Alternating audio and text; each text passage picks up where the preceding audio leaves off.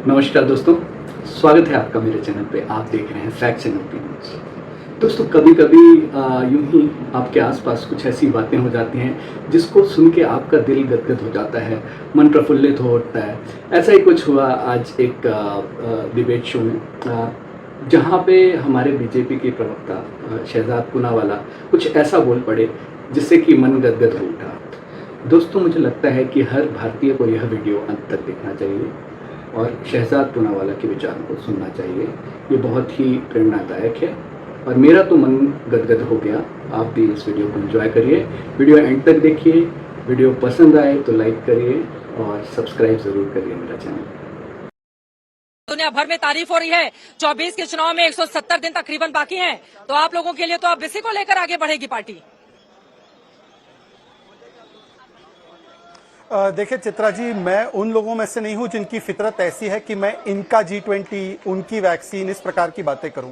ये देश की उपलब्धि है, मैं तो कहता हूं ये पूरे मानवता की उपलब्धि है। तो आज इसको दलगत राजनीति में बांटने की आवश्यकता नहीं है। परंतु मैं एक दो आपके साथ अनुभव शेयर करना चाहता हूं अपने। आपने अखबारों का जिक्र किया चित्रा जी, आपको याद होगा कहीं वही अखबार थे अमेरिका के और दूसरे देशों के, जहां पर तस्वीरें छपती थी भारत की, उसका चित्रण होता था एक गरीब व्यक्ति के रूप में जो अपनी गाय को लेकर एक कमरे के बाहर खड़ा है और जिसमें अमीर देशों के लोग चाय पी रहे हैं और हम खटखटा रहे हैं कि इनविटेशन दे दीजिए, हमें भी अंदर आना है। आज वही अखबार ये मजबूर हो गए छापने के लिए ऐसी तस्वीर भारत की कि भारत जो है पूरे दुनिया को न्योता दे रहा है अपने यहां पर और मार्ग प्रशस्त कर रहा है विकास का और विज्ञान का। अच्छा, दूसरी बात, क्योंकि आपको तो ये सुंदर अवसर मिला कि आप भारत मंडपम जाए, तो चित्रा जी मैं आपको एक तस्वीर दिखाना चाहता हूं। ये देखिए, थोड़ा कैमरा पर्सन इसको जूम करेगा।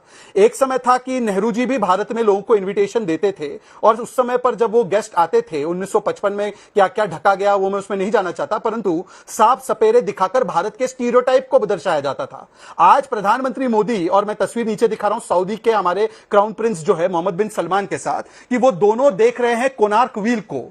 आपको पता होगा कोणार्क व्हील क्या है। कोणार्क व्हील केवल भारतीय संस्कृति का परिचय नहीं देता, उस समय की भारतीय विज्ञान कितनी एडवांस थी कि सन और मून के जगहों को देखकर टाइम बताने की अगर किसी के पास टेक्नोलॉजी थी तो वो भारत में थी। और आज इसरो वो टेक्नोलॉजी को लाती है काम में, जब हम चंद्रमा तक पहुंचते हैं और सूरज को ऑब्जर्व करने के लिए आदित्य L1 भेजते हैं। अच्छा, दूसरा आपने क्या देखा आपने नटराज जी का स्टैच्यू। अब मैं देखिए भारतीय मुसलमान हूं, पर मैं आपको नटराज जी के स्टैच्यू का बताता हूं। जो नटराज जी की स्टैच्यू भारत मंडपम के बाहर लगी है ना, अष्टधातु की बनी हुई, हूबहू वही नटराज की स्टैच्यू आपको दिखेगी सर्न के ऑफिस के बाहर।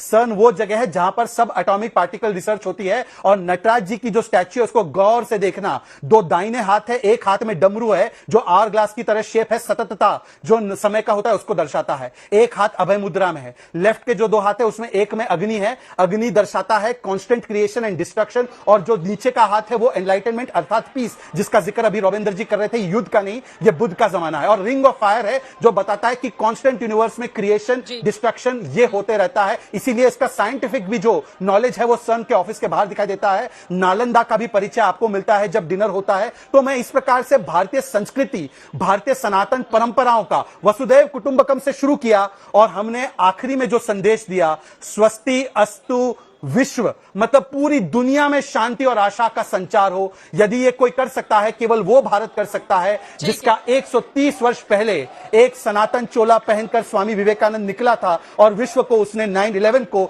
यही शांति का संदेश दिया था। और एक दूसरा 9/11 जो 2001 में हुआ, जिसकी बरसी हमने मनाई, जिसमें कि केवल विनाश की एक संदेश मिला, विनाश का। तो ये दोनों के बीच में रोल मॉडल भारत कौन सा प्रस्तुत कर रहा है और कौन सा रोल मॉडल दुनिया ने गलती से अपनाया था बीच में, इन दोनों का भी कॉन्ट्रास्ट आपको दिखाई देता है। तो इसीलिए मैं इसको दलगत नहीं, मैं इसको पूरे मानव के लिए, मानवता के लिए और मानव कल्याण के लिए बड़ा क्षण मानता हूं।